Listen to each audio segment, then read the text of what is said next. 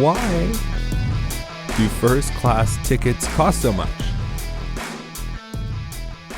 That this article and this headline and this question is on CNBC just sums up and encapsulates the media and where we are today intellectually and economically, and just how our population understands business, the private sector. Why do first class tickets cost so much? Because people are willing to pay for it. Why are people willing to pay for it? Because it's amazing and it is worth the value to people that can afford it. Remember, demand is the willingness and ability to buy. That creates demand. When you're willing to, when you want to, who wouldn't rather sit in first class than be herd like cattle into economy? I sure love first class. It is wonderful, and I feel refreshed. I don't feel the travel weariness that you get of being herded in and like folded up, and you can't really use your armrest, and you got to worry about all this etiquette.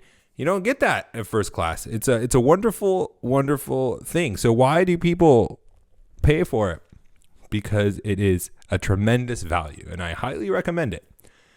My brother and I, man, my brother travels a lot because my nephew's in hockey, and he refuses to fly anything but first class just because of how terrible economy is. And, you know, I'm right there with him.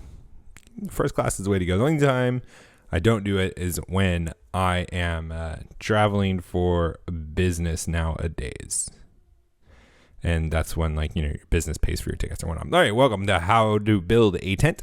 My name is Matt Williams. Thank you for listening, sharing the show, tagging a friend, subscribing on YouTube, and most of all, being a Fight Laugh Feast member. Thank you, everyone who is a Fight Laugh member already. Think about a Christmas gift, Fight Laugh Feast. Your membership might be a way to go. They will get a mug if they put in HTBT in the memo field. 15 ounce that holds delicious coffee and any other beverage you want. You get tons of great content that is continuing to come out. I was talking to David today about some of the stuff that's coming out. It's really exciting. There's a lot of great stuff. Most of all, you're supporting us as we proclaim the Lordship of Jesus in every area of life. I saw on Facebook, and I'm kicking myself right now because as I'm saying it, I told myself I was going to find out who it was, but maybe I can look on his website right now. And I wanted to share it because he has this really great idea, and I wanted to share with you.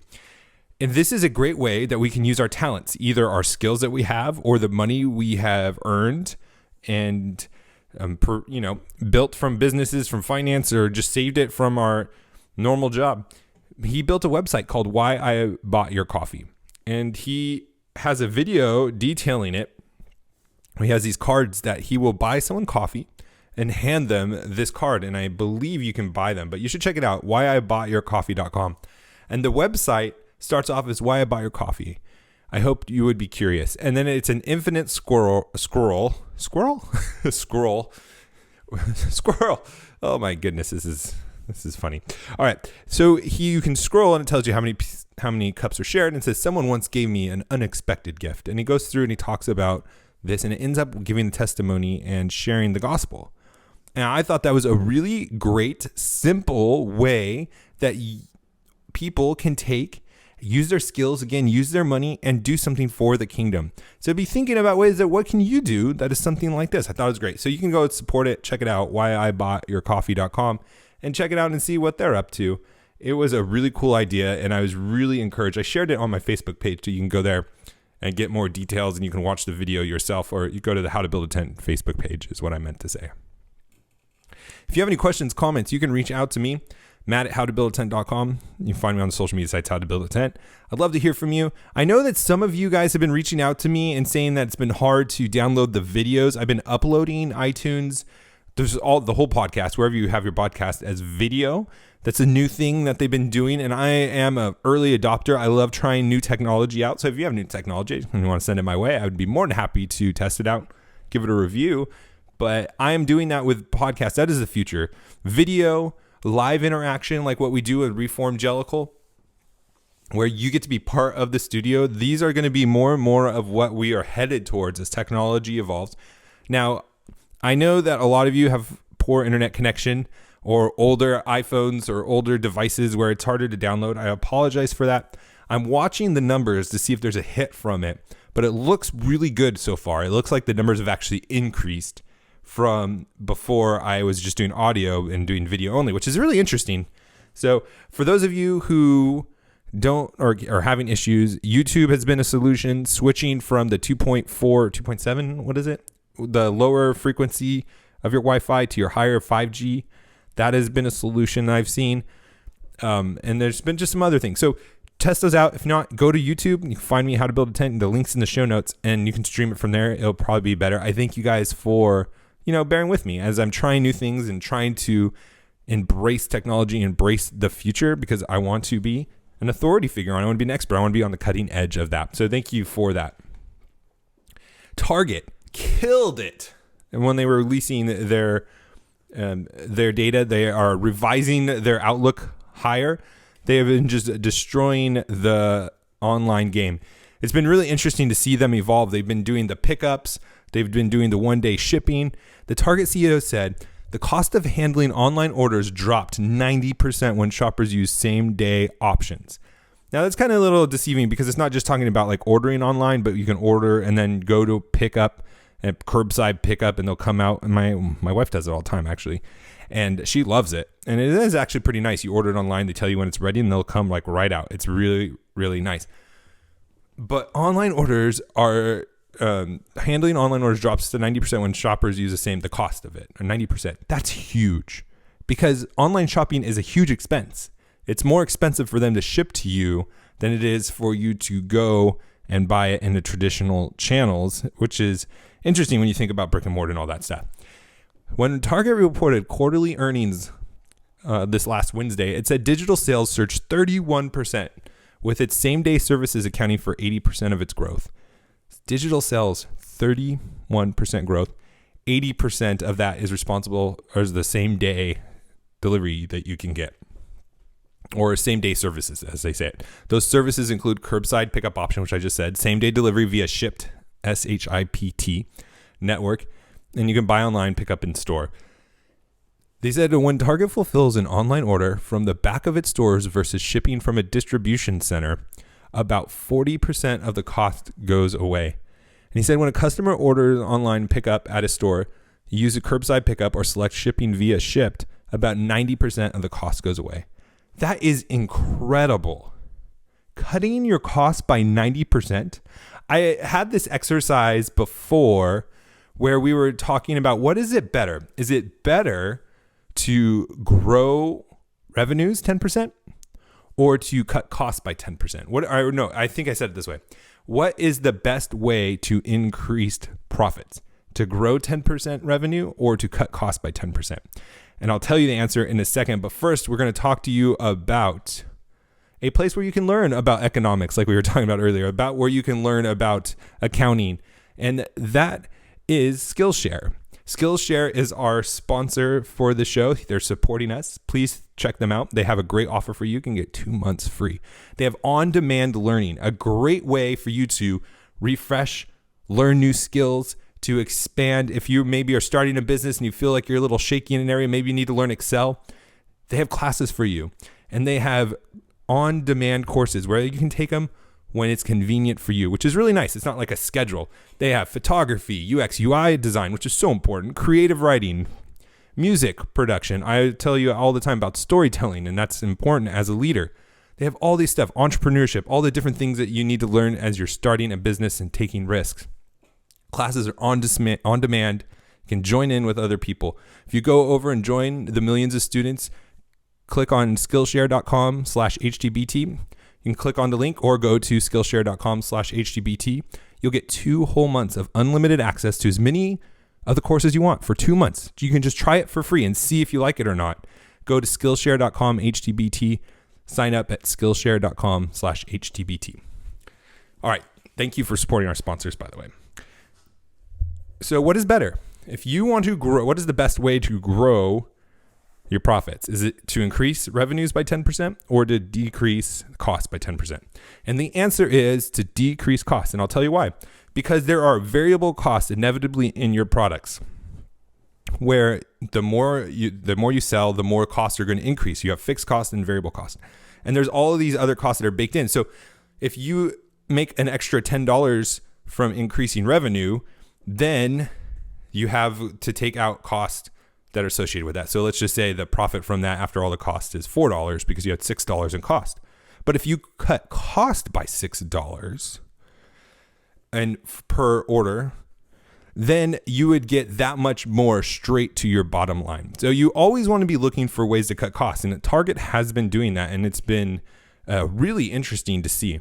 Now, talking to one of their competitors, Walmart. Now, Walmart is interesting for a few different things that are going on right now, but one of them is they're still not profitable online. Target is growing like crazy, figuring out how to cut costs by 90%, and Walmart is still not profitable. And there's reports of the divisions fighting the leadership in Walmart, the young guard and the old guard, that they're clashing. So that's a whole other interesting thing. But we need to remember, when Target says that they've cut costs by using their back-end stores and that they've been able to reduce by 90% their costs when they use all these different options for pickup, that is not a sustained competitive advantage. Walmart can figure that out, and they'll eventually do it once they get their act together. And they'll be able to copy them and see it happen. So they have a limited advantage over Walmart. And that's a big deal, because you want to have sustained advantages. You want to have sustained strategic advantages over your competitors, because that is where you're going to be able to leverage and grow your market share and grow your profits, because people are going to come to you because your other competitors can't. Target has figured it out now, but eventually Walmart's going to figure it out. And this is a big issue, right? Online sales is a big deal. Amazon has really brought it full front over the years. We know that. Target is doing it. Walmart's trying to do it. Home Depot completely failed on it. They just tried to revamp their website. Their stock dropped like crazy because it's terrible. It's a disaster, which is sad. I used to work at Home Depot. I was in the building materials aisle. And let me tell you, I did that in Ohio back in the day when I was just trying to find a job. Didn't know anybody, so I was just going around, walking into stores and trying to meet the managers. And there were no joke. There were women that knew more about building materials in Ohio than I did.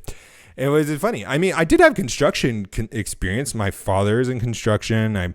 My dad put me to work on the summers. I knew how to dig. I knew how to do trenches and use heavy equipment, and I could do that stuff. But like the plumbing and the carpentry and all those building material things, I had no clue whatsoever. So it was interesting. So the women knew more about building materials. Some of them did. And then all of them knew more about college football than I did. Man, those guys and ladies are addicted to Buckeye football. It's crazy. But that's neither here nor there. That's a little tangent. I want to talk about this. Sticking with this Walmart theme, this Target theme. The Mexican families of an El Paso shooting victims sue Walmart. Now, I'm assuming that this means they're literally Mexican citizens and Mexicans. I'm sure they're not just pointing out their ethnicity. But they're suing them for the shooting at Walmart. And this is interesting, and this goes along with the show that we had with Remington, where we were talking about the devastating impact that it's going to have if Remington is going to be on the hook for the shooting, the Sandy Hook shooting. I didn't mean to say that like that. If Remington is going to be on or responsible for what someone does with their product, not the product itself, and not responsible for making sure there's no defects or making sure that there wasn't some negligence. Your company should be responsible for negligence and making it, doing what you should be reasonably doing to be safe and to make sure that there isn't any harm coming. Totally okay with that. But when it's your product is doing exactly what it's supposed to be doing and somebody uses it for evil, that is a terrible, terrible consequence that's happening. We talked about it in the Remington episode. You can go back and look at that one. But this is the same similar thing. unless Walmart invited these shooters in, I don't remember the exact story of what happened, but there was this mass shooting that happened in Walmart. I'm assuming that it was like every other Walmart where they're not letting people test fire guns in the store. They're not doing anything illegal. They're not like encouraging shootings. They're not doing any of those things, but they are being sued for liability for what another person's actions were. And this is something that we do need legislation for, to remove these kinds of lawsuits. And we've talked about it in the context of health insurance. We've talked about it in that context, but it applies in all these areas, because the truth of the matter is, just as like taxes are passed on to the consumer, that you pay for the taxes, and we talked about it in light of tariffs and all those things, so does the cost of business. And when you're able to be sued for these kinds of things, Walmart doesn't ultimately pay for this. You do, through prices going up. You do through prices not being able to be as competitive, because these companies have to factor this stuff in. And if there was legislation that said, hey, unless the company is negligent or has purposely caused harm in some way, then you can't sue them. You can't sue doctors. You can't sue a doctor because they tried something, they didn't think it was something, they made a mistake. But unless the doctor like came in drunk or something like that, that was, something outrageous. And except for those cases, you should not be able to sue people for it. And if we did that, if we had that legislation, health insurance would go down, our health costs would go down, our Walmart prices would go down. Because if companies did not have to fear these lawsuits that were not their responsibility, that wasn't their fault, just because it happened on their premises does not mean that it was their responsibility. And what happens when you get sued for these things, my father's been in them with construction a few times, that even if he would get sued for things on the job that weren't even related to him, but that his company was on the job site when something happened that was completely unrelated. His company wasn't working on it. They weren't a part of it. It was something completely like on the other side of the building, had nothing to do with his materials, nothing. He would get sued just for being there. And he would have to hire a lawyer, and he would have to fight this battle for something that was unrelated to him. If we could get rid of that stuff, our economy would start being more efficient and having more, be able to afford and create more value for us, because these companies would be able to reinvest and not have to waste time in this like wasteful spending that we have. So talk to your legislators about that. Talk to your representatives about that. We need a law that gets rid of these kinds of things. All right, so let's go out, be successful. Talk to you tomorrow. God bless.